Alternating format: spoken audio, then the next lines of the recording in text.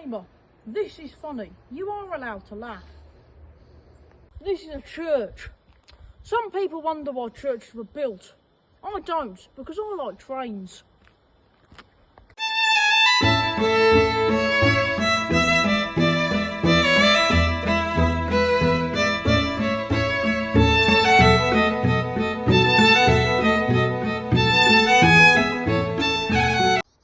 Teesdale Railway was an 8 3/4 long branch railway. It was opened on the 13th of May 1868 and was closed on the 5th of April 1965 due to the Bleachley Acts, which closed many railways around the country. The first sod was cut on the 19th of June 1865 by the Duke of Cleveland, who owned a large portion of the land that the railway would cross. The railway we see here today still spans and is used as a cycle path, as well as for many dog walkers. Whilst building the line in August 1867, the foreman of the works, in a hurry to build the viaduct that still stands again over there. You can't see it right now, but it does stand. Removed the wooden frame from underneath the viaduct, subsequently causing falling bricks to fall. Thank the Lord there was no fatalities, but there were 3 injured people. Hello sir, I've seen you on my travels on this beautiful railway line, and I was wondering, do you know anything about the railway? No? You sure? Okay. He's a bit boring.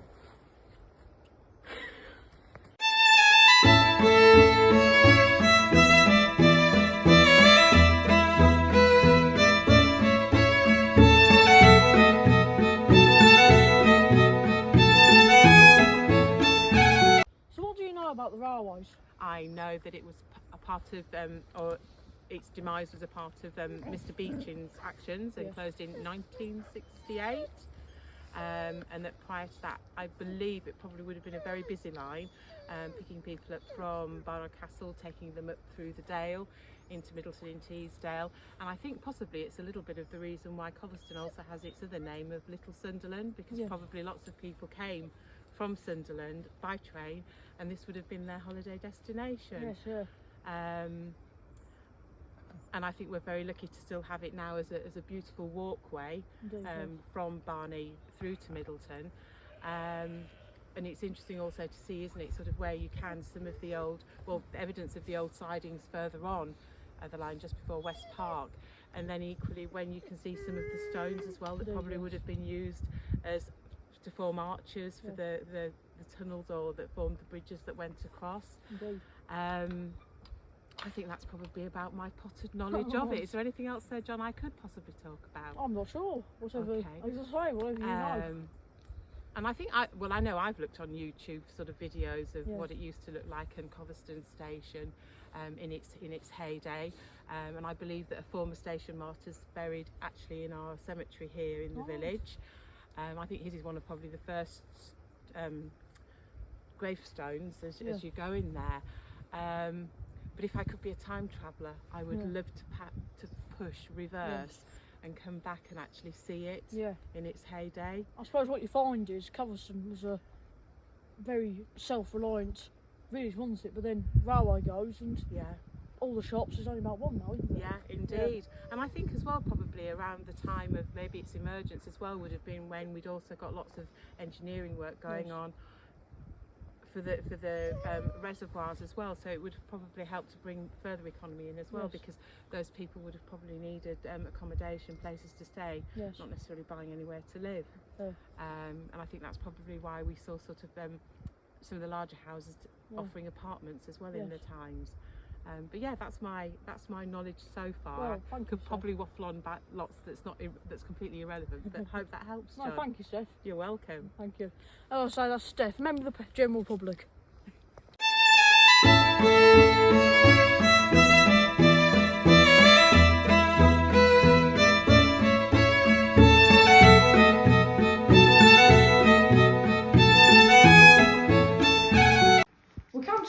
The old Coniston railway station, where we have Phil and Linda, who now own the station, living there.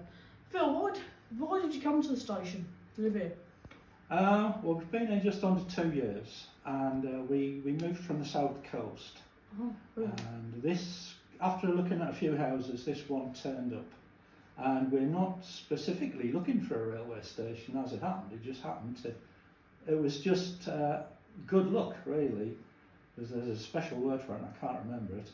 But if you actually speak to Linda, she'll explain to you Yes. why buying this place was more of a sort of romantic thing Yes. than it was a common sense head decision. Yes. Yeah. Yeah. And if we talk to Linda now, as Phil said, Linda, why did you move here? Well, my dad was a very clever man who's very interested in steam railways, and my whole life has been spent going on preservation railways and such like. So I'm used to being dragged around railway stations. And when we came here, my poor dad had just passed away, and it was one of those light bulb moments where you think, yeah, this is where I want to be. And the view of from the station is spectacular. Yes. And Cuddesdon is just such a lovely village. Everyone is so friendly and welcoming. So yes, it was fortuitous is the word that we ended up here. And Phil, did you ever have a passion for railways? I had a railway set as a kid. I was never really into railways like some of my friends were. Serendipitous, I think, is the word I was looking for. No, never had a huge interest, although having moved here, I've got more interested in so much as we've unearthed, or Linda has unearthed, some relics in the garden from the old railway, going right back to 1868, 67, 68 when it was built. And there are lots of things I would like to do to it to actually restore it. We are trying to keep it in character somewhat. And what I've done in the short term is I've built a little diorama, Yes, we've seen the which background. we can show you on camera in a moment. Yes. Indeed. Okay.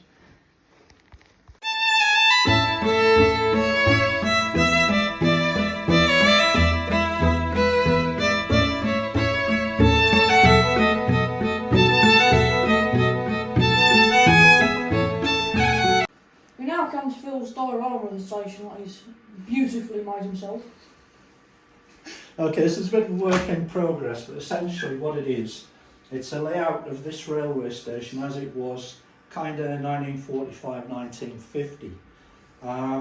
Station house is as it was then.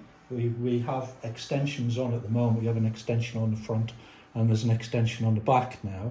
Then there was a little office here that the porters used to sit in, and then this hut here used to be the coal house.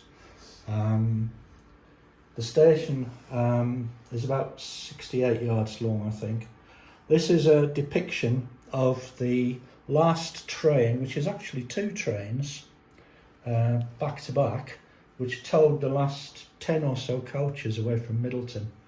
That was the last steam train to leave Middleton before the DMU came in. The DMU is down there, but this one is still work in progress again.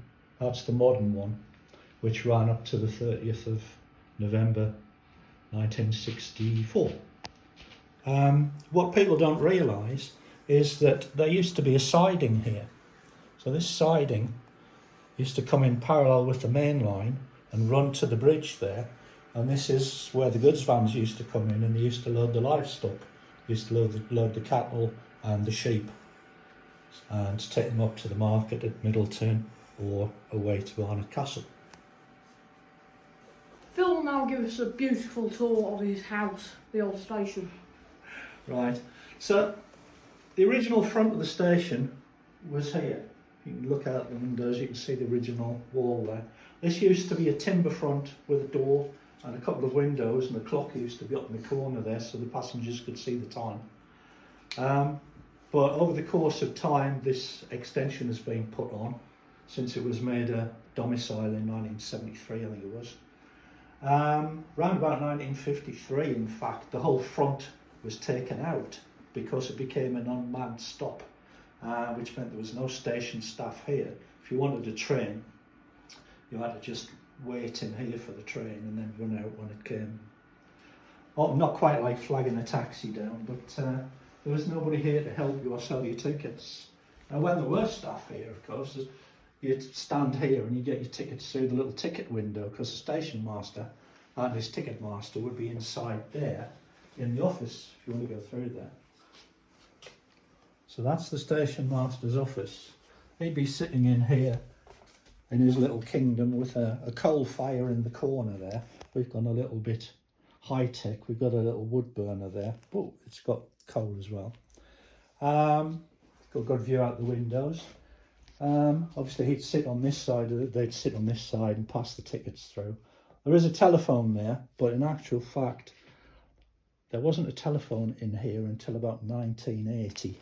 So that telephone is wrong, it's not period. Yes. I thought at the time it was, but it's not. They had telegraph here, so they could warn each other of any problems up and down the line, but not a telephone. Cut.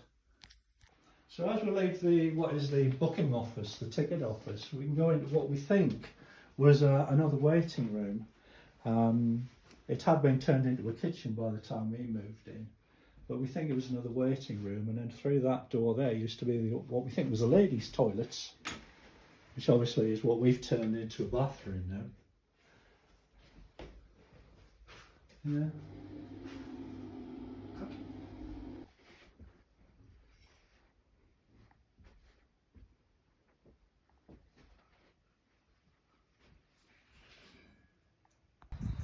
Thank you to the new owners of Coverston Railway Station for showing us around. Sadly, the line was closed. The line obviously mainly being used to carry stone and passengers from the local towns and villages, but then sadly came to a close in 1965 due to the Bleachley Acts.